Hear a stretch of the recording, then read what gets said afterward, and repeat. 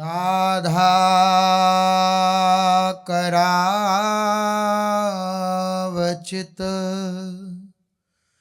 पल्लव वल्लरी के, राधा पदांक विलसन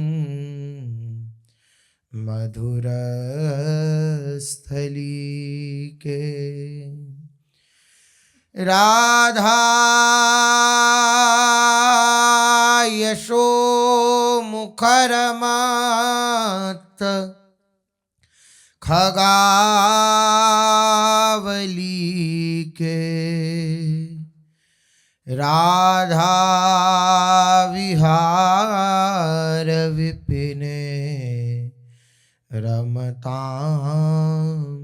मनो में। प्रेमानंद उत्पुलकित गात्रौ विद्युद्धाराधर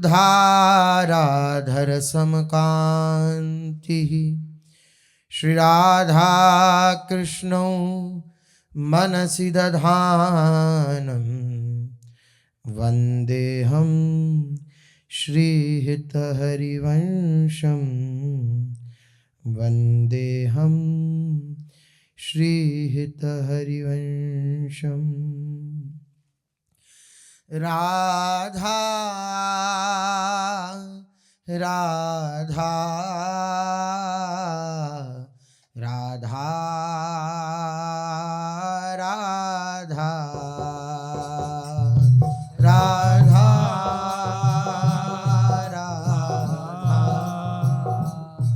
राधा राधा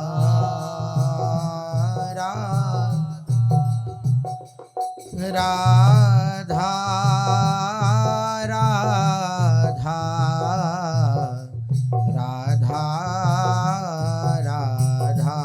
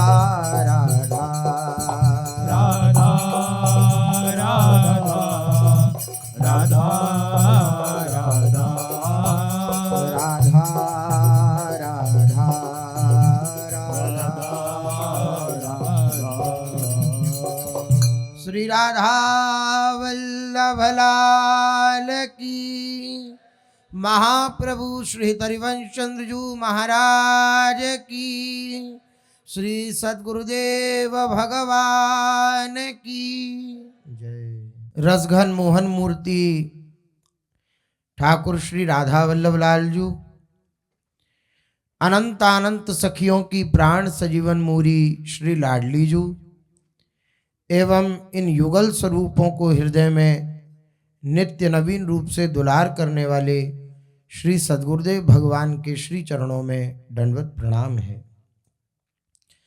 प्रसंग चल रहा है, श्री भगवान अपने अनन्य प्रेमी भक्तों का दिव्य सद्गुणों का वर्णन श्री भगवान अपनी श्रीमुख के द्वारा कर रहे हैं। सेवक की सदा ये भावना रहती है कि मेरे जो सेव्य हैं, जिनकी मैं सेवा करता हूं, वो किस बात से प्रसन्न होते हैं। सेवक के जीवन में अगर कोई उत्साह होता है तो केवल इसी बात का उत्साह होता है कि मेरे स्वामी किस बात में प्रसन्न है, वह मैं कार्य करूं। जिस बात में वे मुस्कुरा दें, जिस बात में वे झीनी सी मुस्कान दे करके और मेरे हृदय को शीतल कर दें, ऐसा मैं कौन सा कार्य करूं, ऐसी मैं कौन सी सेवा करूं जो उनकी रुचि के अनुकूल हो। इस बात की सदा सेवक अपने हृदय में आकांक्षा रखता है।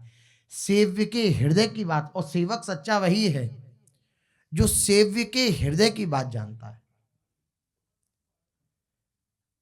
मन दे शुचि सेवा करे, सेवक कहिए सोई। सेवक कौन है?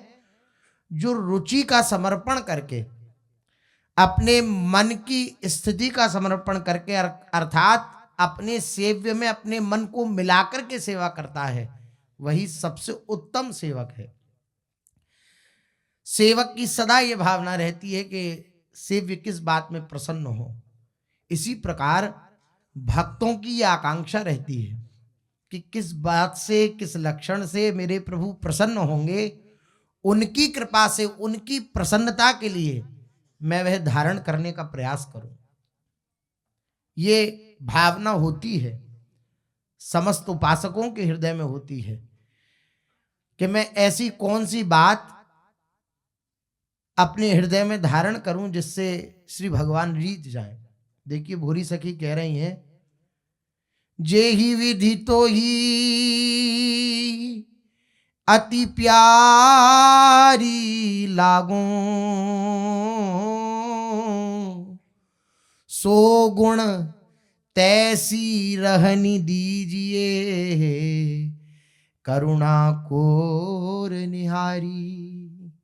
आपको जिस प्रकार से मैं प्रिय लगूं, प्यारी लगूं, वैसा आप गुण, मेरी तो सामर्थ्य नहीं उन गुणों को प्रकट कर सकूं, आप कृपा करके दे दीजिए।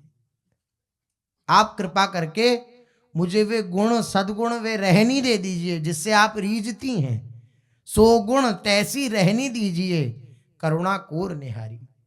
हो तो तेरे हाथ बिकानी, तू इक राखन हारी। तेरी रीझ सहज नित चाहूं, और सो काज कहारी। लाडली जू, हो तो तेरे हाथ बिकानी, मैं अब आपके प्रति बिक गई हूं। अब आपको जिस प्रकार बनाना हो मुझे, वैसा आप बना लीजिए। जो गुण देना हो, जो रहनी देनी हो, जिस प्रकार के आचरण देने हो, मेरी सामर्थ्य नहीं है कि मैं उन गुणों को धारण कर सकूं। आप अपनी करुणा कोर से, अपनी झीनी दृष्टि से वे गुण प्रदान कर दीजिए कि जिससे मैं, आप प्रसन्न हो, इस बात को कर सकूं। मैं आपके हाथ की बिकी हुई हूं, और तू एक राखन हारी। बुरी सखी कह रही है, मेरे को और कोई स्वीकार करने वाला भी नहीं है। पहली बात, बिकी हुई वस्तु पर हर कोई अपना मालिकाना हक थोड़ी दिखा सकता है, हर कोई उसका मालिक थोड़ी हो सकता है। जब मैं आपकी बिक गई हूं तो मेरी रक्षा करने वाला, मेरे को रखने वाला और कौन है आपके सिवा? तू एक राखनहारी। और मेरी हृदय की आकांक्षा अगर आप चाहो जानना, तो लाडली जू यही आकांक्षा है। क्या? तेरी रीझ सहज नित चाहूं। आप सहज प्रसन्न रहो, आप रीझ जाओ सहज में, बस। और सो काज कहारी, और किसी से मुझे कोई कार्य नहीं है, बस आप प्रसन्न रहो। ये हृदय में भावना होती है उपासक के कि ऐसी कौन सी बात है जिस बात को देख करके प्रभु द्रवित हो जाते हैं, जिस बात को देख करके प्रभु आनंदित हो जाते हैं और पूर्ण रूपेण अपना सर्वस्व प्रदान कर देते हैं, ऐसा मैं क्या करूं। अब जब वो देखता है मैं कुछ नहीं कर सकता, तो वो प्रार्थना करता है कि मेरी योग्यता तो नहीं है इन गुणों को धारण करने की, लेकिन आपको जो प्रिय गुण हो वो आप मुझे प्रदान कर दीजिए। अगर ऐसी बात है कि आप ऐसे ऐसे गुण हो तभी रीझते हैं, तो आप मुझे वो गुण प्रदान कर दीजिए। अगर आपकी ये बात है कि ऐसी पुकार हो तब आप आते हो, तो आप मुझे वो पुकार प्रदान कर दीजिए। जिस प्रकार से आप मिलते हो वे मुझे प्रदान कर दीजिए। ये हृदय की आकांक्षा होती है। वही सच्चा सेवक है जो अपने सेवक की प्रसन्नता में दिन रात लगा रहे। इसलिए भक्त जनों के हृदय में उत्साह होता है जब भगवान अपने श्री मुख से ही अपने भक्त जनों के गुणों का वर्णन करते हैं कि अच्छा भगवान को ये पसंद है, तो जो तुमको हो पसंद वही बात कहेंगे। ये हम शरणागति का भाव लेकर, आश्रय का भाव लेकर के सोचते हैं कि जैसा है वैसा चलता रहेगा। हमारे हृदय में जो शरणागति उतरती नहीं है, उस स्थिति में हमें ऐसा लगता है कि संसार के भोग हम भोगते रहें और प्रभु भी मिल जाएं। यही शरणागति है, यही आश्रय है। कहीं ना कहीं मन ये सिखाता नहीं है कि अरे जो चल रहा है, जैसा चल रहा है वैसा होता रहेगा और भगवान भी मिल जाएंगे, यही आश्रय है, यही शरणागति है। नहीं नहीं, ऐसी बात नहीं है। प्रतिक्षण उपासक इस चेष्टा में रहता है कि कैसे मैं अपने प्यारे को प्रसन्न करूं, मैं उनके अनुकूल आचरण करूं, मैं उनके प्रतिकूल आचरण ना करूं। जब वो हारता है कि मैं नहीं कर पा रहा, तब जैसे बालक नहीं चल पाता तो पिताजी पीछे से आते हैं, दोनों उसके हाथ पकड़ के और चला देते हैं। गोदी में तो लेना बात की बात है, पहले उसे चलाते हैं हाथ पकड़ के। जब नहीं चल पाता उपासक, जब वह अपने जो उसने निष्ठा धारण करी है उसको पूर्ण रूपेण नहीं निभा पाता, तो प्रभु आते हैं और अनंत माताओं का, अनंत पिता का वात्सल्य हृदय में धारण करके उस उपासक के कृत्य को पूर्ण कर देते हैं। पूर्णता प्रभु से ही होती है। पूज्य सतगुरुदेव भगवान कहते हैं शरणागति का भाव उपासक करता है, लेकिन शरणागति की पूर्णता तो प्रभु कृपा से ही होती है। भगवान जब कृपा करते हैं तब आश्रय की पूर्णता, शरणागति की पूर्णता भगवान की कृपा से होती है। लेकिन कब?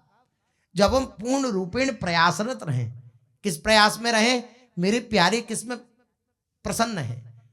मेरे प्यारे को ये बात पसंद नहीं कि मैं किसी से राग करूं, मेरे प्यारे को ये बात पसंद नहीं मैं किसी से द्वेष करूं, मेरे प्यारे को ये पसंद नहीं कि मैं ऐसे ऐसे कृत्य करूं, तो मैं प्रयास करूंगा मैं वह ना करूं।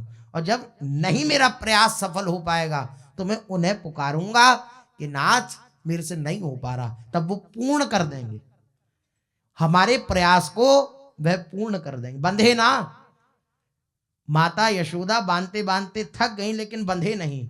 लेकिन जब प्रयास देखा तो बंधे के नहीं बंधे, बंध गए। पूर्णता प्रभु की कृपा से होती है। दृष्ट्वा परिश्रमम कृष्ण कृपयासीत स्वबंधने। परिश्रम देखा श्री यशोदा जी का के बांध रही हैं, 2 अंगुल कम ही पड़ जाता है।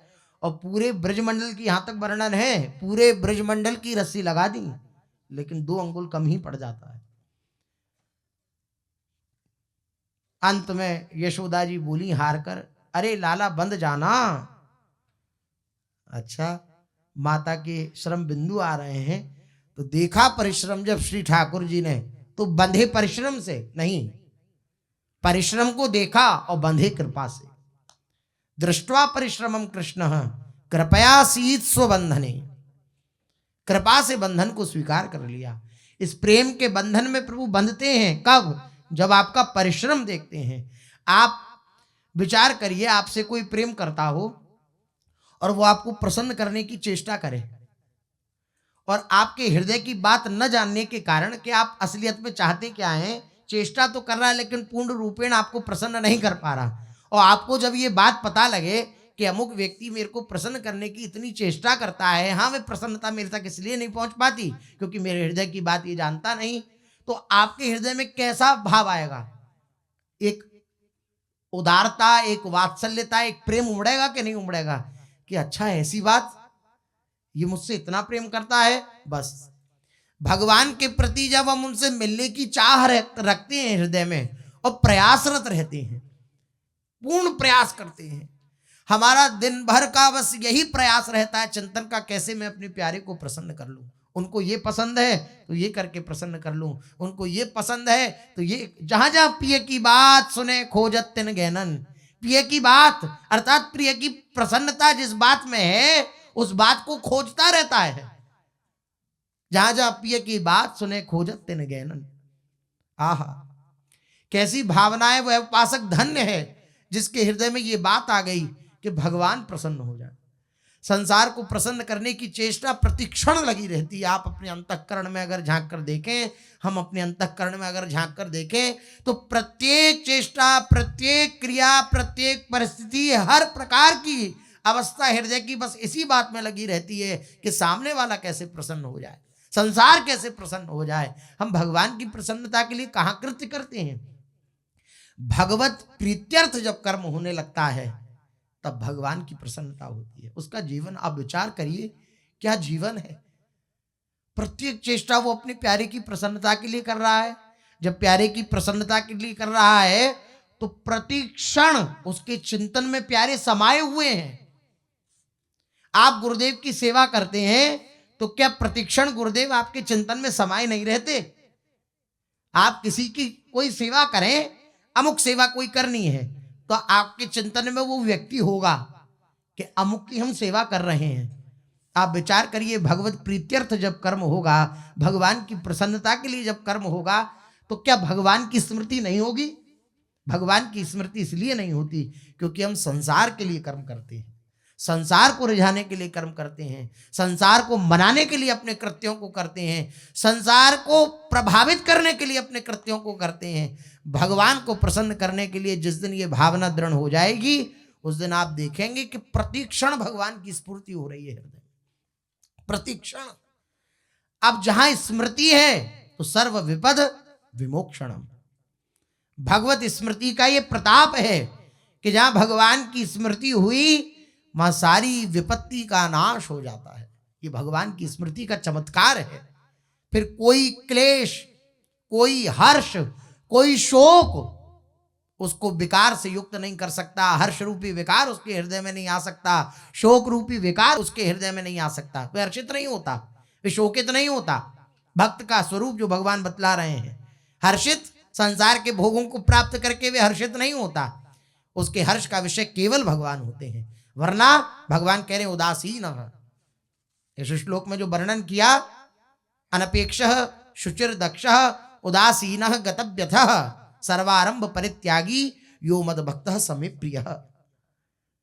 अनपेक्ष होता है, किसी की आवश्यकता नहीं उसे, परम पवित्र होता है, दक्ष होता है, चतुर होता है। कैसे मैं भगवान का चिंतन करूं प्रतिक्षण, इस बात की चतुरता भक्त के हृदय में विराजमान रहती है। शुचिर दक्ष उदासीन होता है, उदासीन अति रही गोसाई खिन्न मन। संसार की तरफ से उदासीन, बिल्कुल निर्लेप, न्यारा संसार की तरफ से, जैसे तालाब में कमल रहता है इस प्रकार से संसार से बिल्कुल बिलग, उदासीन। और आसक्ति कहां, चित्त की मनोदशा, चित्त का झुकाव कहां, प्रभु के श्री चरणों में। प्रभु प्यारे लगने लगे, कितनी बड़ी बात है। भगवान प्यारे लगने लगे, ये शरीर प्यारा ना लगे, ये संसार प्यारा ना लगे, ये संसार के भोग प्यारे ना लगे। अनंत जन्मों की प्यास जब समाप्त होने को आती है तब ये बात हृदय में आती है कि भगवान प्यारे लगे। अभी हमारे मन अपना प्यारा है, बुद्धि अपनी प्यारी है, अहंकार अपना प्यारा है। अहंकार पे, मन पे, बुद्धि पे, चित्त पे अगर ठेस पहुंच जाए तो हम भगवत मार्ग को छोड़ने में भी विलंब नहीं करते। आपसे हृदय की बात निवेदन कर रहे हैं, भगवत मार्ग को छोड़ने में भी विलंब नहीं करते। हाँ हाँ, देखा जाएगा जो होगा। क्या मन, बुद्धि, चित्त, अहंकार इतने प्रिय हो गए कि भगवान प्रिय ही नहीं बने, गुरुदेव प्रिय ही नहीं बने। कैसा जीवन होता है उस उपासक का जिसका जीवन भगवान की प्रसन्नता बन जाए। अब अपना अस्तित्व तो नहीं रहा, केवल और केवल भगवान की प्रसन्नता के लिए जीवन धारण कर रखा है। आहा, ऐसा भक्त नए नए कार्यों को आरंभ नहीं करता, ऐसा नहीं कि वे कुछ करता नहीं है, लेकिन उसके अंदर कर्तापन का भाव नहीं होता। यही भगवान बात कह रहे हैं जो कल के लक्षण में भगवान ने कही, सर्वारंभ परित्यागी। ऐसा नहीं कि भक्त कुछ करता नहीं, लेकिन जो भी कुछ होता है वे भगवत प्रेरित होता है। उसके द्वारा, संसार के द्वारा वासना प्रेरित होता है, कामना प्रेरित होता है, अनंत इच्छाओं के द्वारा प्रेरित होता है संसार का कृत्य, और भक्त का कृत्य भगवान के प्रेरित होता है, भगवत प्रेरित होता है। हम अपनी कामनाओं के वशीभूत होकर कर्मों को करते हैं, हम अपनी वासनाओं के वशीभूत होकर अपने कर्मों को करते हैं, हम अपनी इच्छाओं के वशीभूत होकर अपने कर्मों के करते हैं। लेकिन भक्त केवल और केवल भगवान की प्रसन्नता के लिए और भगवान के वशीभूत होकर कर्मों को करता है, भगवत प्रेरित कर्म करता है। इसलिए भगवान ने कहा कि मेरा भक्त जो है वे सर्वारंभ परित्यागी होता है। वो नए नए कर्मों को नहीं करता, जो मैं कराता हूं वो वह करता है। ऐसा जो मेरा भक्त है वो मुझे अत्यंत प्रिय है, मुझे अत्यंत प्रिय है। अब भगवान का प्रिय बनने की इच्छा है तो ये सब धारण करना पड़ेगा, चेष्टा करनी पड़ेगी। जब इनको धारण करने की चेष्टा करेंगे तो वो रीझ जाएंगे। जब देखेंगे, अब प्रश्न उत्तरी में था ना कि लक्षण साधक धारण करने की चेष्टा करता है, लेकिन जब भगवत प्राप्ति हो जाती है तो ये लक्षण सिद्ध हो जाते हैं। हम भावना कर रहे हैं कि प्रभु हैं, और गुरुजनों को भावना नहीं करनी पड़ती, उन्हें दिखता है प्रभु हैं। सिया राम में सब जग जानी, पूज्य सतगुरुदेव भगवान एकांतिक में कह रहे थे कि तुलसीदास जी को अनुभव हो रहा है तो ऐसा नहीं मानी, जानी। वे मान नहीं रहे हैं कि सियाराम में है, मानना तो साधक को पड़ता है। वो जान रहे हैं कि सियाराम हैं, उन्हें दिख रहा है कि सियाराम है सर्वत्र, जित देखूं तित श्याममयी है, ऐसा उन्हें दिख रहा है। ये बात हृदय में धारण करनी पड़ेगी, इस बात को हृदय से मानना पड़ेगा। जब मानेंगे तो जान जाएंगे, जब मानेंगे तो जान जाएंगे। वाह। अब भगवान जो कह रहे हैं अगले श्लोक में 5 लक्षण भगवान बतला रहे हैं। जो चौथा प्रकरण है, जो क्रम चल रहे हैं, 39 लक्षण भगवान ने बताए पूरे, उनमें से चौथा प्रकरण है जिसमें 5 लक्षण भगवान बता रहे। मेरा भक्त कैसा होता है? यो न हृष्यति न द्वेष्टि न शोचति न कांक्षति शुभाशुभ परित्यागी भक्तिमान्य समे प्रिय। मेरा प्रिय भक्त, ऐसा भक्तिमान मनुष्य मुझे अत्यंत प्रिय है। कैसा? बोले यह न हृष्यति न द्वेष्टि न शोचति न कांक्षति, जो हर्षित नहीं होता। मेरा भक्त जो है वह हर्षित नहीं होता। इसका पीछे भी वर्णन किया श्री भगवान ने और दोबारा कह रहे हैं मेरा भक्त हर्षित नहीं होता। उसके हृदय में मेरी प्राप्ति की ऐसी विकलता है कि कोई भी व्यक्ति, वस्तु, पदार्थ उसे हर्षित नहीं कर सकता। ऐसा नहीं कि वे किसी व्यक्ति को पाकर के हर्षित हो जाए, नहीं, उसके हृदय की भूख है युगल सरकार का दर्शन। ऐसा नहीं कि वो किसी वस्तु को प्राप्त करके प्रसन्न हो जाए, हर्षित हो जाए, नहीं। ऐसा नहीं कि उसकी परिस्थिति सुधर जाए, अनुकूलता ही अनुकूलता मिले, प्रतिकूलता मिलना बंद हो जाए तो वह हर्षित हो जाए, नहीं। उसका हर्ष का विषय केवल और केवल भगवान है। अन्यथा देखिए कैसा विचित्र जीवन श्री मीराबाई जी का। मीरा जी कह रही हैं, एरी में तो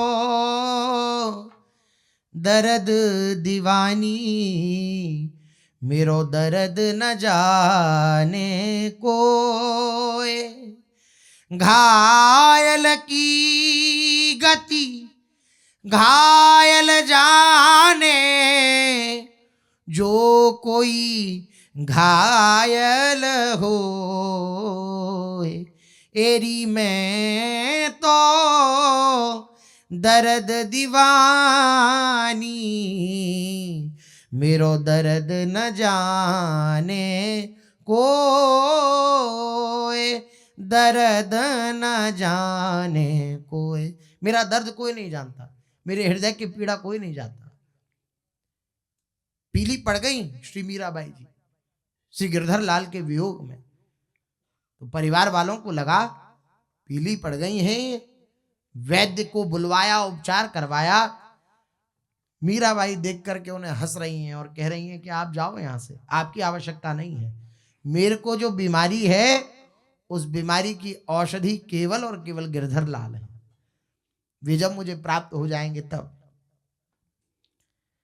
बाबुल वैद्य बुलाइया, पकड़ दिखाई मारी बाह, मूरख वैद मरम नहीं जाना। ये कसक कलेजे माए, कलेजे की कसक है, ये हृदय की बात है। ये मूर्ख वैद क्या जाने ये बात। कैसे हर्षित हो उपासक, देखन को नैना तपे,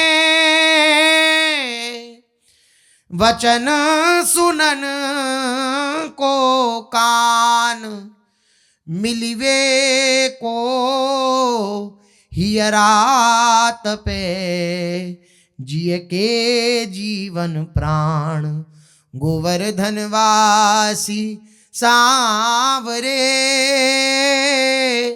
तुम बिन रहो न जाए।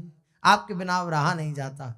नेत्र देखने को तड़प रहे हैं, देखन को नैना तपे, श्रवण सुनन को कान, आपकी वाणी सुनने के लिए ये कान तरस रहे हैं। मिलवे को हियरा तपे, ये हृदय आपसे आलिंगन प्राप्त करने के लिए तड़प रहा है। जिय के जीवन प्राण, मेरे हृदय के प्राण श्री गिरधर लाल आप मुझे कब प्राप्त हो। हे गोवर्धन वासी सांवरे, तुम बिन रहो न जाए। ये स्थिति, अब ऐसी स्थिति में कहां हर्ष है, कैसे हर्ष हो उसे। लेकिन एक बात इसमें जो आंतरिक है वे यह है, संसार के भोग पदार्थ प्राप्त होने के बाद उपासक हर्षित नहीं होता। यो न हृष्यति और न द्वेष्टि, किसी से हर्षित नहीं होता। अब जब हर्षित होगा तो द्वेष प्रकट होगा, जो हर्ष में बाधा डालेगा। हम हर्षित हैं, प्रसन्न हैं, और हमारी प्रसन्नता में अगर कोई बाधा डाले तो वो हमारा द्वेषी हो जाएगा कि नहीं हो जाएगा, द्वेषी हो जाएगा। जब भक्त हर्षित नहीं होता तो न द्वेष्टि, उसका कोई द्वेष करने वाला नहीं होता। न कभी हर्षित होता है न द्वेष करता है, किसी से द्वेष नहीं करता। अब जब हर्ष नहीं है, द्वेष नहीं है, तो शोक नहीं है। कैसी विलक्षण स्थिति क्रम से श्री भगवान वर्णन कर रहे हैं। हर्ष नहीं जीवन में, जब हर्ष नहीं, प्रसन्नता नहीं, तो प्रसन्नता में बाधा डालने वाला कोई नहीं। अच्छा, जो प्रसन्नता प्रभु प्रदत्त है उसमें कोई बाधा डाल सकता नहीं, तो उस प्रसन्नता की बात तो बिल्कुल अलग ही है, बिलग ही है। और संसार से प्राप्त होने वाला हर्ष उसे चाहिए नहीं। जब चाहिए नहीं तो उसको कोई किसी प्रकार से हर्ष में बाधा डालने वाला नहीं। जब बाधा डालने वाला नहीं तो कोई द्वेष करने वाला नहीं, और जब द्वेष करने वाला नहीं तो अनेक प्रकार से हृदय जलेगा नहीं। किसी से आप द्वेष करें तो हृदय जलता है कि नहीं जलता। अच्छा, हृदय दोनों प्रकार से जलता है। द्वेष के समय तो हम समझ लेते हैं कि हमारा हृदय जल रहा है, लेकिन किसी से जब राग करते हैं, जब उसका जो चिंतन होता है उसको हम जलन स्वीकार नहीं करते, इसलिए राग में फंस जाते हैं। राग को भी उतना ही बाधक समझें जितना द्वेष को बाधक समझते हैं। राग पूर्वक किसी का चिंतन हो तो उसको बाधा समझते हैं, नहीं समझते। किसी का राग पूर्वक चिंतन हो रहा हो तो मीठा लगता है, अच्छा लगता है, लेकिन जितना द्वेष बाधक है उतना ही राग बाधक है।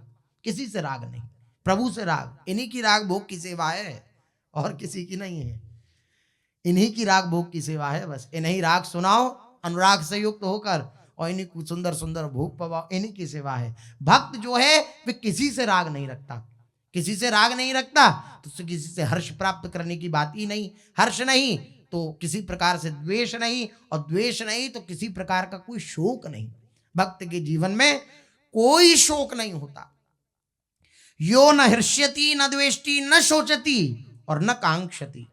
जब शोक नहीं है तो कामना नहीं है। जब शोक नहीं है, शोक कब होता है, कोई वस्तु, व्यक्ति, पदार्थ मिलने वाला हो न मिले, उसको मिलने की आकांक्षा हो तो शोक होता है। तो जब शोक नहीं है किसी प्रकार का तो कोई कामना नहीं है, ना कोई वह कामना करता। और जो शुभ अशुभ कर्मों से ऊंचा उठा हुआ है वे भक्तिमान मनुष्य मुझे अत्यंत प्रिय है। शुभाशुभ परित्यागी। शुभ और अशुभ से ऊपर उठने का अर्थ शुभ के प्रति उसका राग नहीं है और अशुभ के प्रति उसका द्वेष नहीं है। ऐसा नहीं कि उसके द्वारा कर्म नहीं होते, होते हैं, लेकिन उन कर्मों के प्रति कर्तापना ना होने के कारण उनसे प्राप्त होने वाले जो विकार हैं या जो बंधन है वो उस भक्त को प्राप्त नहीं होते। इसलिए भगवान कह रहे हैं यो न हृष्यति न द्वेष्टि न शोचति न कांक्षति शुभाशुभ परित्यागी भक्ति मान्य समे प्रिया। इसकी विशद व्याख्या आगे। श्री महाप्रभु श्री चैतन्य देव जी का चरित्र अपने लोग कथन श्रवण कर रहे हैं, जिसमें श्री महाप्रभु जी दक्षिण मथुरा में विराजमान हैं और दक्षिण मथुरा में ऐसे दिव्य अलौकिक भक्त का, राम भक्त का दर्शन श्री महाप्रभु जी को हुआ है जो भक्त सदा भाव में भावित ही रहता है। महाप्रभु जी के लिए भिक्षा निमंत्रण करी उस भक्त ने, राम भक्त ने, ब्राह्मण स्वरूप था, और भिक्षा निमंत्रण करने के बाद जब महाप्रभु जी भिक्षा प्राप्त करने गए तो वो बस अश्रु प्रवाह करता हुआ बैठा था। महाप्रभु जी बोले आपको ज्ञात है हमें निमंत्रण दिया था, भिक्षा पवानी है। उसने कहा ये अयोध्या तो है नहीं महाराज, अयोध्या हो तो दास दासियां हो, यहाँ तो अरण्य वास है, वन का वास है। अब यहाँ कब लक्ष्मण जी बीन करके लाएंगे सब लकड़ी कंडा और वो सब, और कब वो पूरा उन्होंने अपनी भावना, ठीक है जैसे तैसे उसने तीसरे पहर तक भोजन प्रसादी बनाई, ठाकुर को भोग लगाई, पवाई, खुद नहीं पाता, महाप्रभु जी को पवाई। महाप्रभु जी ने कहा आप भी पाइए। नहीं नाथ, प्राण छोड़ने का हृदय करता है, प्राण छोड़ने का मन करता है, प्राण छोड़ दूं। क्यों, ऐसा क्या हुआ? अरे उस रावण की, दुष्ट की इतनी हिम्मत कैसे हुई, हमारी सिया जी को हरण करके ले गया। अब महाप्रभु जी बार बार समझा में, कल प्रसंग सुनाई था, महाप्रभु जी बार बार समझावे कि भाई ऐसी बात नहीं है, वो छाया सीता थी, मैं तो प्राण छोड़ दूंगा। उस दुष्ट की हिम्मत कैसे हुई हमारी सिया जी को ले जाने की?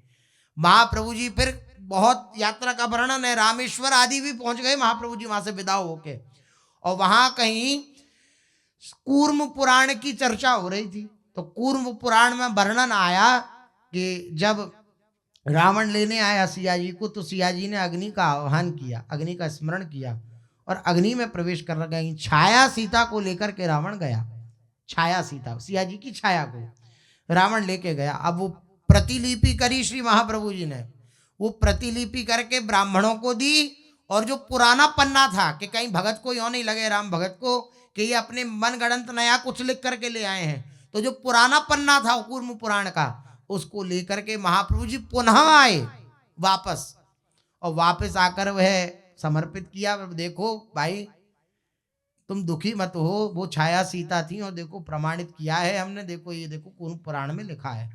अब वो तो चरणों में गिर पड़ा कि मेरे हृदय को शीतलता प्रदान करने वाले आप और कोई नहीं है, मेरे राघवेंद्र सरकार ही है, मेरे रघुनाथ जी ही हैं।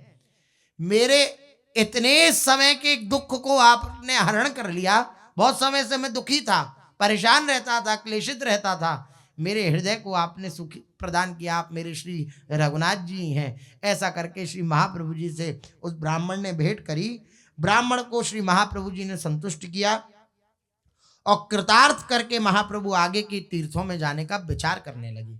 दक्षिण मथुरा से चलकर महाप्रभु पांडु देश में ताम्रपर्णी, नयत्रिपदी, चिवड़तला, तिलकांची, गजेंद्र मोक्षण, पानागढ़ी, चामतापुर, श्री वैकुंठ, मलय पर्वत, धनुष तीर्थ, कन्याकुमारी आदि तीर्थों में होते हुए और अपने अमोघ दर्शनों से लोगों को कृतार्थ करते हुए अब महाप्रभु जी मल्लार देश में आए, मल्लार देश में पहुंचे। उधर भट्टथारी नाम से साधु वेशधारी लोगों का एक दल होता था जिनको कहा जाता था भट्टथारी। एक जो महाप्रभु जी अब पहुंचे हैं जिस स्थान पर मल्लार देश में, वहां पर भट्टथारी नाम के साधु वेशधारियों का एक समुदाय हुआ करता था। वे लोग इस एक स्थान पर नहीं रहते थे। उनका वेश साधुओं का सा होता था, किंतु उनका व्यवहार अच्छा नहीं होता था। वेश साधु का था लेकिन व्यवहार, जिस प्रकार भुमरिया या बंजारे अपने डेरा तंबू लाद कर भ्रमण करते हैं, उसी प्रकार वे लोग भी एक स्थान से दूसरे स्थान पर भ्रमण किया करते। उनमें से बहुत से तो रात्रि में चोरी आदि भी कर ले, इसलिए कहा गया कि साधु वेशधारी चोरी भी कर लेते। भूली भटकी माताओं को वे बहकाकर अपने साथ रख लेते। ऐसी विचित्र उनकी स्थिति थी। इस प्रकार वे अपने दल को बढ़ाया करते, अपने दल को इसी प्रकार बढ़ाया करते थे। वे महाप्रभु रात्रि में उनके समीप ही ठहरे, जहां उनका दल रुका हुआ था वहीं समीप में ठहरे। अब क्या हुआ, उन लोगों ने महाप्रभु के जो सेवक थे श्री कृष्णदास जी, उनको बहका लिया। जिनकी निष्ठा कमजोर होती है उनको बड़ा संग रहना चाहिए, बहुत सावधान रहना चाहिए।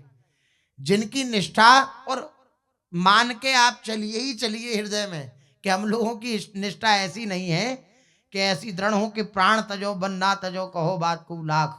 ऐसी निष्ठा तो महापुरुष जन जब किसी पर कृपा करते हैं तब उसके हृदय में आती है। प्रतिकूलता प्राप्त होने पर भी निष्ठा वैसी की वैसी बनी रहे तब माना जाता है कि निष्ठा है। तो जब तक निष्ठा परिपक्व ना हो तब तक असंग रहना चाहिए। केवल गुरु आदेश का पालन करते हुए गुरु चरण सन्निधि में ही बने रहना चाहिए। अगर ऐसा नहीं किया तो निष्ठा कमजोर है, कुसंग मिलेगा, और कुसंग मिलने के बाद जो मार्ग मिला है वो मार्ग पूर्ण रीत्या छूट जाएगा। इसलिए बड़ा सावधान रहना चाहिए। अब महाप्रभु जी के जो सेवक थे श्री कृष्णदास, उनको बहका लिया उन सब साधु वेशधारियों ने। उसे सुंदर स्त्री और धन का लोभ दिया कि तुम हमारी पार्टी में शामिल हो जाओ, हमारे दल में आ जाओ तो तुम्हें सुंदर स्त्री मिलेंगी, सुंदर सुंदर भोग पदार्थ मिलेंगे, खूब सुंदर भोजन मिलेगा, खूब धन देंगे तुम्हें। अब ये लोभ दिया तो चूंकि अनंत जन्मों की वासनाएं इन्हीं सब संस्कारों से युक्त हैं तो वह जल्दी प्रभावित हो जाती हैं। कई बार लोग प्रश्न करते हैं कि कुसंग क्या इतना प्रभावी हो जाएगा, सत्संग प्रभावी नहीं होगा? नहीं, सत्संग ही प्रभावी रहेगा, लेकिन कुसंग का समय अंतराल बहुत लंबा है। हमने कुसंग बहुत समय से किया है, बल्कि जब से भगवान से बिछड़े हैं तब से कुसंग ही कुसंग किया, तभी से भगवान से विलग हैं। इसलिए वो संस्कार लंबे हैं, इसलिए वो हावी हो जाते हैं। वो जो संस्कार लंबे होते हैं वो हावी हो जाते हैं। अब धीरे धीरे सत्संग के संस्कारों को बिठाना पड़ता है। जब वो परिपक्व हो जाते हैं तब कुसंग रूपी पशु कुछ बिगाड़ नहीं सकता। जब भक्ति की लता बहुत फल फूल जाती है तब कुसंग रूपी पशु उसका कुछ बिगाड़ नहीं सकता। अन्यथा अंकुरण हुआ और हम कुसंग करने लगे तो भक्ति रूपी लता नष्ट हो सकती है। उन लोगों ने महाप्रभु के सेवक कृष्णदास को बहका लिया और लोभ दिया। उन्होंने भांति भांति से समझाया कि तू इस विरक्त साधु के चक्कर में क्यों पड़ता है, क्यों पीछे पीछे इनके मारा मारा फिरता है, न भोजन का ठिकाना न रहने की सुविधा। चल हमारा चेला बन जा, तुझे खूब सुख देंगे। हमारे यहाँ अनेक सुंदर सुंदर स्त्रियां हैं, खाने पीने की हमारे यहाँ कोई कमी नहीं है, रोज हलवा मोहन भोग घुटता है। बेचारा कृष्णदास सीधा साधा और परिपक्व निष्ठा वाला नहीं, बेचारा वह अनपढ़ सीधा साधा गरीब उनकी बातों में आ गए श्री कृष्णदास जी। वे महाप्रभु को छोड़कर, महाप्रभु जी को छोड़कर, आप विचार करिए कौन है महाप्रभु जी, साक्षात प्रभु। और क्या और लोगों पर प्रभाव हुआ तो क्या कृष्णदास पर प्रभाव नहीं होना चाहिए था? लेकिन क्या होता है, निकट में रहने पर, जिनके निकट हम रहते हैं उनकी महिमा गौण रखते हैं हम अपने हृदय में। इसलिए कहावत है, दिया तले अंधेरा। दिया चारों ओर प्रकाश करता है लेकिन अपने तल में अंधेरा रखता है। ऐसी स्थिति है। जब पूर्ण श्रद्धा जब तक महापुरुषों के प्रति नहीं होती तब तक महापुरुषों का लाभ प्राप्त नहीं होता। क्योंकि महापुरुषों के निकट रहने वाले जब महापुरुषों की प्रत्येक क्रिया को देखते हैं तो अपने चिंतन के द्वारा वो उस क्रिया को माइक समझते हैं, सांसारिक समझते हैं। उनकी भागवतिक क्रिया को भी सांसारिक समझते हैं। इस कारण से पूर्ण श्रद्धा न होने पर महापुरुषों का लाभ उन्हें प्राप्त नहीं होता। इसलिए निकट रहने वालों के लिए तो ये सबसे उत्तम और बड़ी बात है, पूर्ण श्रद्धा। ऐसी श्रद्धा कि जो डिगे नहीं, ऐसा विश्वास, बट विश्वास अचल निज धर्म। कैसा विश्वास?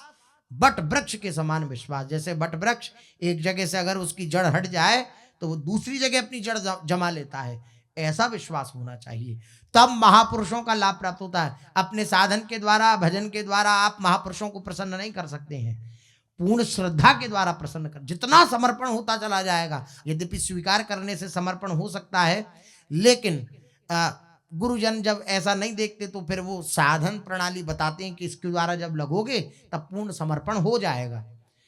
तो पूर्ण समर्पण जब तक नहीं होता है तब तक महापुरुषों का लाभ नहीं होता। इसलिए तब तक बचता रहे, कुसंग से बचता रहे।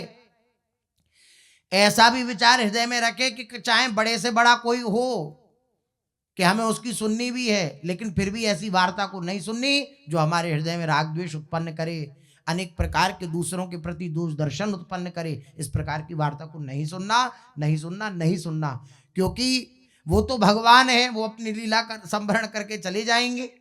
माने कोई भी दोष दर्शन अगर बतला रहा है तो प्रभु स्वरूप है जो कह रहा है वो, लेकिन हमारा चित्त जो है मलिन हो जाएगा। और मलिन जहां चित्त हुआ, किसी के प्रति दोष हुआ, तो गुरुदेव भगवान के वचन है, कहीं भी आप दोष करोगे इस संसार में, इस समष्टि संसार में, तो सीधे उसका प्रभाव इष्ट और आचार्य पर आएगा, गुरु और आचार्य पे आएगा। आपका कहीं का भी दोष दर्शन आपके हृदय में इष्ट और आचार्य गुरु के प्रति श्रद्धा कम कर देगा। इसलिए दोष दर्शन से बहुत बचना चाहिए। वो कब बचेंगे? जब कुसंग नहीं होगा। कुसंग से सदा बचकर रहे। महाप्रभु को छोड़ करके कृष्णदास जी चले गए, चल दिए। इतना प्यार, इतना दुलार श्री महाप्रभु जी की प्रेममयी दशा क्या कृष्णदास जी ने नहीं देखी होगी? महाप्रभु जी दिन रात अश्रु प्रवाह कर रहे हैं, प्रेम में विह्वल होकर नृत्य कर रहे हैं। क्या इतना भी विवेक नहीं आया होगा कि महाप्रभु की स्थिति और इनकी स्थिति कितना अंतर है? लेकिन बुद्धि कार्य नहीं करती है। जब अनंत जन्मों की वासनाएं उदित होती हैं तो बुद्धि कार्य नहीं करती है। धीरे से उठे कृष्णदास जी और उन लोगों के साथ चले गए। जब महाप्रभु को ये बात मालूम हुई तो वो उन लोगों के पास गए। ये इनकी उदारता है श्री महाप्रभु जी। करऊं सदा तिनकी रखवारी, जिम बालक राखे महतारी। है तो कृष्णदास, कृष्ण का ही तो दास है, मेरा है। श्री महाप्रभु जी खुद गए और जाकर के उन लोगों से सरलता पूर्वक का जो साधु वेशधारी थे उनसे कहा, भाइयों तुम्हारा तो इतना बड़ा दल है, हमारे पास तो एक ही सेवक है, उसे भी आपने छीन लिया। इतना बड़ा दल है, आप आनंद करो, हमें हमारा सेवक लौटा दो। भाइयों आपने अच्छा काम नहीं किया, मेरे साथी को बहका करके आपने यहां रख लिया। ऐसा करना आप लोगों के लिए उचित नहीं है। आप भी सन्यासी हैं और मैं भी सन्यासी हूं। आपके साथ बहुत से व्यक्ति हैं, मेरे पास तो ये अकेला ही है, इसलिए मेरे आदमी को कृपा करके आप मुझे वापस दे दें, वरना इसका परिणाम अच्छा नहीं होगा। श्री महाप्रभु जी ने बोला। महाप्रभु जी की ऐसी बात सुनकर वे वेशधारी सन्यासी महाप्रभु के ऊपर प्रहार करने को उद्यत हुआ। अब आप विचार करिए कि ऐसी बुद्धि मारी जाती है कुसंग के कारण। क्या कृष्णदास जी ये सब नहीं देख रहे हैं कि महाप्रभु जी विनय कर रहे हैं मुझे वापस लाने के लिए? लेकिन यही होता है जब महापुरुष जन अपनी स्थिति से हमारी स्थिति में आकर हमें बचाते हैं तो हमें ऐसा लगता है कि हम में कुछ ऐसा है कि इनको हमारी जरूरत है। ये बहुत बड़ी भ्रांति हो जाती है। हम ना हो तो फिर बात ना बने, हमारे होने से ये है, ऐसी भ्रांति हो जाती है। बड़ी विचित्र स्थिति है मन की। अब कृष्णदास जी सब देख रहे हैं लेकिन बोल नहीं रहे कुछ। वे उद्यत हुआ मारने के लिए साधु वेशधारी, तब भी कृष्णदास जी कुछ नहीं बोल रहे। प्रभु के प्रभाव से प्रभान्वित होकर वे भाग गए। श्री महाप्रभु जी ने जब वह उद्यत हुआ मारने के लिए, महाप्रभु जी ने अपना प्रभाव प्रकट किया और वह सब महाप्रभु जी के प्रभाव को देख करके भाग गए। महाप्रभु जी ने कृष्णदास का हाथ पकड़ा और लेके चले। उन लोगों से छुड़ा करके श्री महाप्रभु जी कृष्णदास को साथ लेकर के आगे चले। ना भगवान बचावे तो यही हालत है अपनी, है। जैसे बच्चा जा रहा हो और कहीं खेल खुलेने की दुकानें मिल जाए तो मुंडी उधर ही रहती है, खींच के मैया ले जाती है कि चल भैया हम पे ना है इतना पैसा, या जैसे भी जो भी भावना रहती हो, लेकिन मुंडी बालक की उधर। ऐसी हमारी स्थिति है। भगवान कहे चलो सीधे, नहीं नहीं मुझे तो वही चाहिए भगवान, आप मुझसे प्यार नहीं करते, आपने मुझे वो नहीं दिया, आपने मुझे ये नहीं दिया, आपने मेरे को ये वस्तु नहीं दी, मैंने यही तो मांगा था वो आपने नहीं दिया। अरे बोले मेरा भजन कर ले, मेरे पास आ जा, अपने घर आ जा, क्यों इन खिलौनों के चक्कर में पड़ा है। नहीं नहीं आप बहुत बुरे हो, नहीं नहीं आप बहुत, ऐसे हमारी स्थिति है। तो भगवान खींच के ले जाते हैं।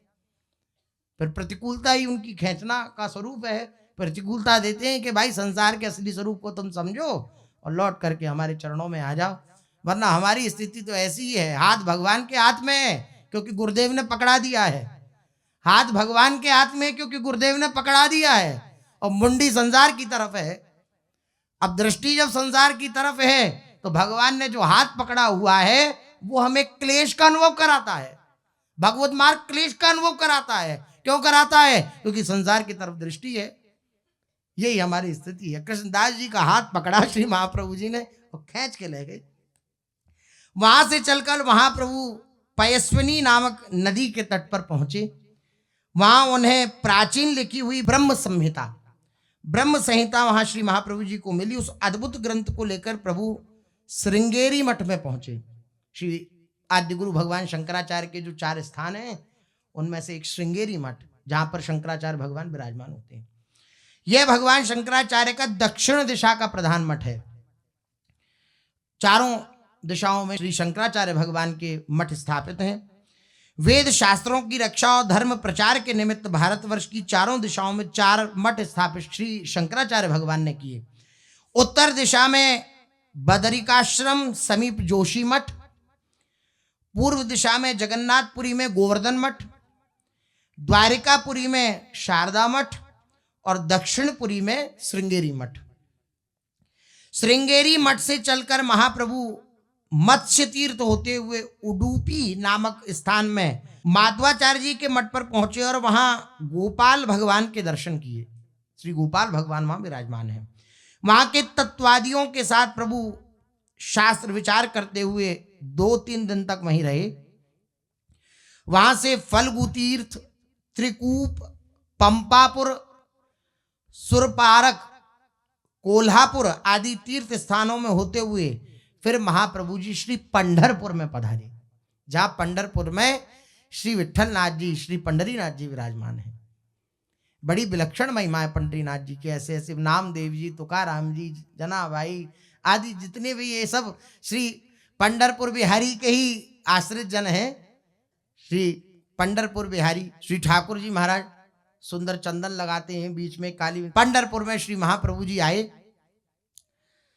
यहां पर एक ब्राह्मण ने महाप्रभु का निमंत्रण किया।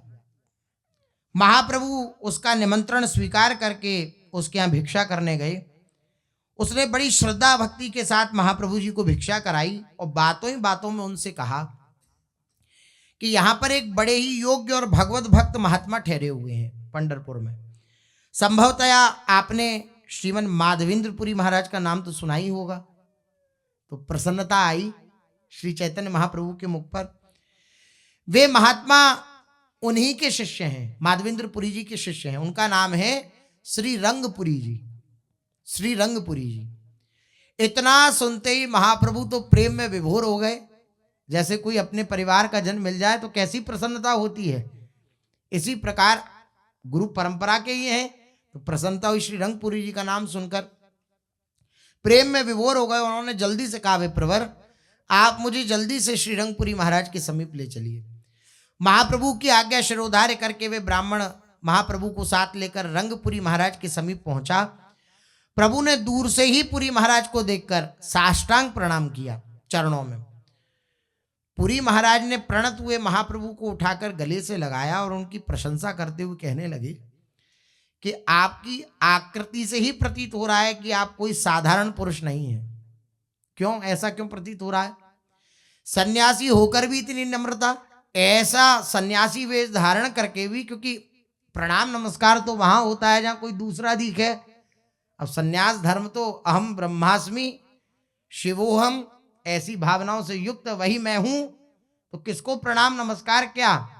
तो ऐसी नम्रता, ऐसा दैन्य, लगता है आप कोई साधारण नहीं है। सन्यासी होकर भी इतनी नम्रता, ये तो महान आश्चर्य की बात है। इतनी सरलता, इतनी भक्ति और ऐसे प्रेम के सात्विक विकार मेरे गुरुदेव के कृपा पात्र सन्यासियों को छोड़कर और किसी सन्यासी में नहीं पाए जाते। क्योंकि माधवेंद्रपुरी जी भी भक्त हैं, इसलिए बोले कि मेरे गुरुदेव के शिष्यों के, देखिए कैसा शिष्यत्व है कि अपने गुरु के चरणाश्रित जन को देखकर भी पहचान गए कि ये मेरे गुरु के आश्रित है। कैसा समर्पण गुरुदेव के प्रति। गुरुदेव की वस्तु का तो अपने लोगों ने श्रवण किया ही है कि गुरुदेव की कोई वस्तु ले जाए, कोई ले जाए तो फिर उसको स्पर्श या उसका दर्शन या उसकी घ्राण इंद्रिय के द्वारा सुगंध भी आ गई तो पहचान गई हमारे गुरुदेव का वस्त्र है या पादुका है, या ऐसा श्रवण किया है। लेकिन गुरुदेव के चरणाश्रित जन को देख करके समझ जाए कि मेरे गुरुदेव के चरणाश्रित ही हो सकते हैं, ये कितनी उच्च कोटि का शिष्यत्व है। श्री रंगपुरी महाराज ने कहा, ऐसी जो आपकी दशा है, ऐसा जो आपका भाव है, ये मेरे गुरुदेव के शिष्यों में ही होता है। आप अपना परिचय मुझे दीजिए। महाप्रभु तो अत्यंत विनीत भाव से और प्रसन्न होकर के बोले, हाँ हाँ आपने ठीक कहा, सन्यासियों में भक्ति भाव के प्रवर्तक भगवान माधवेंद्रपुरी के प्रधान शिष्य श्रीमद ईश्वरपुरी महाराज से ही मैंने मंत्र दीक्षा प्राप्त करी है। माधवेंद्रपुरी जी, उनके शिष्य ईश्वरपुरी जी, उनसे मंत्र दीक्षा प्राप्त करी थी जब गया जी, और जो वेश धारण किया सन्यास का वो श्री केशव भारती जी से। दोनों का परिचय श्री महाप्रभु जी ने श्री रंगपुरी जी के सामने निवेदित किया। रंगपुरी महाराज ने पूछा, आपकी पूर्वाश्रम की जन्मभूमि कहाँ है? तो महाप्रभु जी ने सरलता पूर्वक कहा, इस शरीर का जन्म गौड़ देश में भगवती भागीरथी के तट पर नवद्वीप नामक नवगर में हुआ है। तो जैसे ही नवद्वीप का नाम सुना तो बड़े प्रसन्न हुए श्री रंगपुरी जी। उन्होंने कहा, ओहो, तब तो आप अपने बड़े ही निकट संबंधी हैं, श्री अद्वैताचार्य जी को तो आप जानते ही होंगे। मैं अपने गुरुदेव के साथ पहले नवद्वीप गया था, श्री माधवेंद्रपुरी जी के साथ। वहां पर जगन्नाथ मिश्र नाम के एक बड़े श्रद्धालु ब्राह्मण थे। उनकी पत्नी तो साक्षात अन्नपूर्णा थी, जिनका नाम शची देवी था। मैंने एक दिन उनके घर भिक्षा की थी। उस ब्राह्मणी ने मुझे बड़ी ही प्रसन्नता पूर्वक भिक्षा पवाई थी। वे बड़ी भक्ता थी। उनका एक सर्वगुण संपन्न पुत्र सन्यासी हो गया था, विश्वरूप जी। उनका एक सर्वगुण संपन्न जो था वह पुत्र सन्यासी हो गया था। वह तो बड़ा ही होनहार था, किंतु देवी की गति बड़ी विचित्र है। सन्यास लेने के 2 वर्ष बाद उसने यहीं पर शरीर त्याग किया। ये रंगपुरी जी बता रहे हैं। उसका सन्यास का नाम था शंकरारण्य। श्री विश्वरूप जी के सन्यास का नाम शंकरारण्य था। इस बात को सुनकर महाप्रभु कुछ विस्मित से हो गए। उनके दोनों स्वच्छ और बड़े बड़े कमल के समान नेत्र भरे आए जल से और रुंधे हुए कंठ से बोले, भगवान, वे महाभाग शंकरारण्य स्वामी मेरे पूर्वाश्रम के अग्रज थे, मेरे बड़े भाई थे। इतनी बात सुनकर पुरी महाराज ने प्रभु का आलिंगन किया और कहने लगे, क्या आप सबके सब सन्यासी हो गए? क्योंकि उनके तो 2 ही पुत्र थे, एक विश्वरूप जी और एक और था। मैं जब सेवा में जब उनके घर हम गए थे तो आप सब घर के सन्यासी हो गए क्या? घर पर कोई और भाई नहीं है क्या? तो महाप्रभु ने नीचे सर रखकर कहा कि घर पर तो वे ही श्री हरि हैं जिनका आपने पहले नाम लिया था। सबसे पहले जब हम मिले, उनका नाम जब आपने लिया तो वही श्री हरि घर पर है। ऐसा नहीं कि ये वाक विनोद, वाक चातुरी प्रकट कर रहे हो महाप्रभु जी। ये निष्ठा होती है उपासक के अंदर। नहीं, मान लो हम भगवत मार्ग के पथिक हो गए तो परिवार कोई अनाथ थोड़ी हो गया। नाथों के नाथ ने पूरा भार अपने ऊपर ले लिया। नाथों के नाथ ने। मेरे पूर्वाश्रम के पिता तो परलोकवासी हो गए, हम दो ही भाई थे, सो दोनों ही आपके चरणों की शरण में आ गए। अब घर पर वृद्धा माता ही हैं। पुरी ने कहा, भाई आपका ही कुल धन्य है, आपके ही माता पिता के द्वारा पुत्र करना सार्थक हुआ, पुत्र उत्पन्न करना सार्थक हुआ। इस प्रकार दोनों में और भी परमार्थ संबंधी बहुत सी बातें होती रहीं। 2-3 दिन तक दोनों ही साथ साथ रहे। अंत में श्री रंगपुरी जी महाराज तो द्वारिका के लिए चले गए और महाप्रभु श्री विट्ठलनाथ जी के दर्शन के लिए गए।